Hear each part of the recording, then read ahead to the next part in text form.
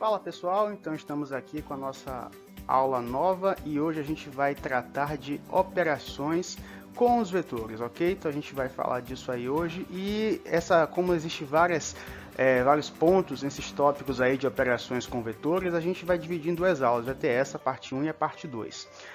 Então vamos lá, o que é que a gente vai falar hoje? Primeira coisa, a gente tem que entender que existem algumas situações em que a gente vai estudar primeiramente essas operações. Na primeira situação, a gente vai aprender sobre vetores com a mesma direção e o mesmo sentido. Ok? O que é que isso quer dizer?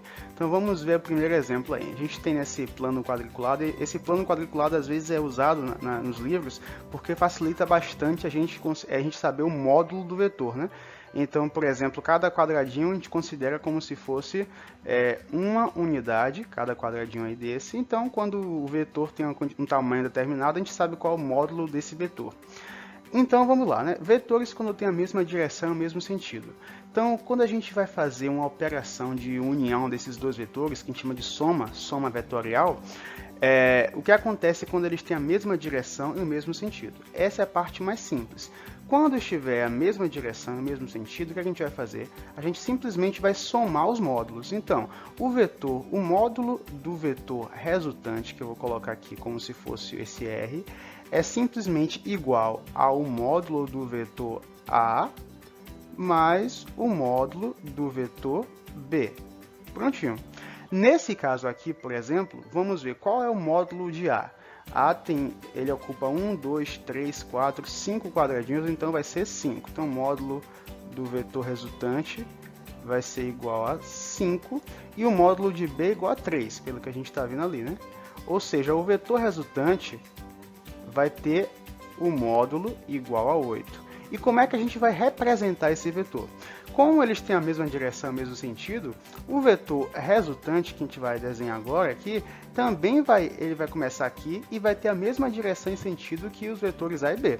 E o módulo dele, como a gente calculou, vai ser 8. Então ele vai ocupar 1, 2, 3, 4, 5, 6, 7, 8. Ele vai até naquele quadradinho ali.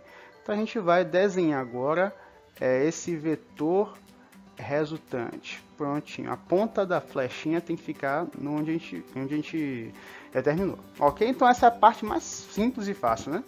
A segunda situação é a seguinte.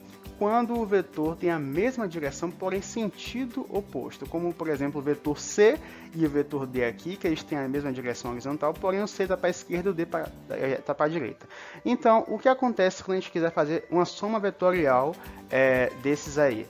Em termos simples, você vai fazer uma subtração, ou seja, você vai pegar o vetor menor e subtrair do vetor de maior módulo.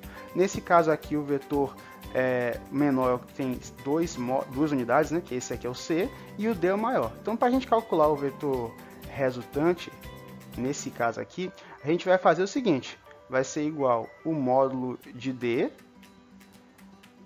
menos o módulo de C. Então, o vetor resultante vai ser, para trazer aqui, o módulo de D é quanto? 1, 2, 3, 4, 5, 6. 6 e o módulo de C é 2, exatamente. Então, o vetor resultante aqui vai ser um vetor com módulo 4. E que direção? Aí a direção do vetor maior que tinha, né? Porque é como se ele tivesse, o C tivesse anulado 2 desse do D sobre o 4. Então, o vetor resultante aqui, nesse caso, vai começar aqui, vai 1, 2, 3, 4. Ele vai até aquele quadradinho ali. Pronto. Esse é o vetor resultante. Mesma direção dos dois, né? Agora o sentido do vetor maior. O vetor que, por assim dizer, ganhou a luta, né? Vamos lá. Vetores perpendiculares.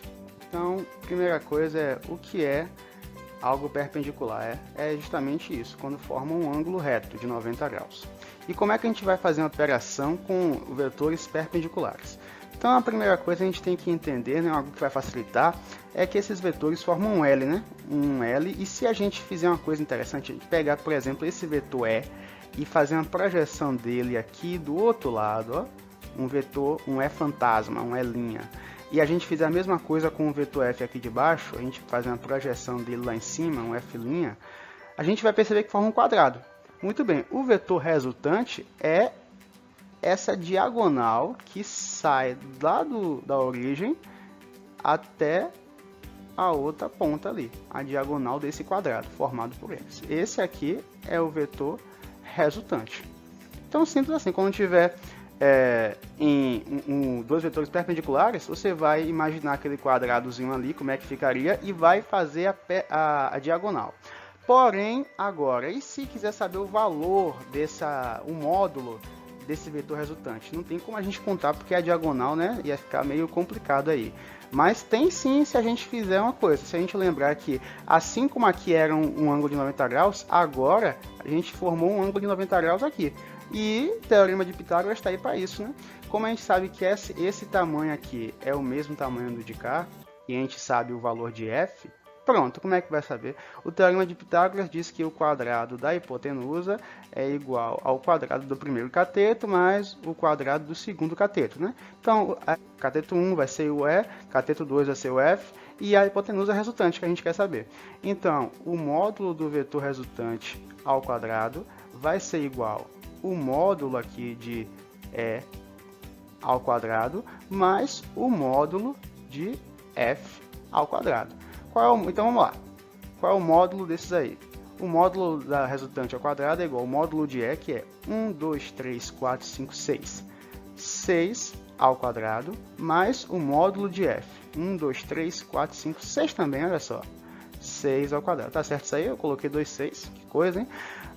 Então, o módulo da resultante ao quadrado vai ser igual a 36 mais 36, que já sabemos que é igual a 72. Então, o módulo da resultante vai ser igual a raiz de 72, que é igual a 8,5, 8,5, ok? Então, pronto, eu sei qual é o módulo da resultante agora, é 8,5 unidades aí. Então, gente, é isso aí.